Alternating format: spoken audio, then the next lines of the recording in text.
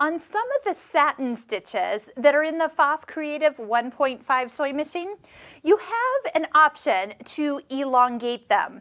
And if that option is available, so we have stitch number 95 selected, touch the Alt button, and you'll notice that it has a ×1, a ×2, and a ×3. So what it does, and here's how I sewed them out, at normal setting, and twice as long and 3 times as long.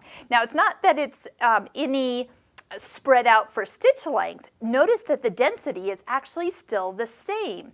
The pattern itself has actually gotten longer, so it actually has added more stitches to create the longer pattern repeat.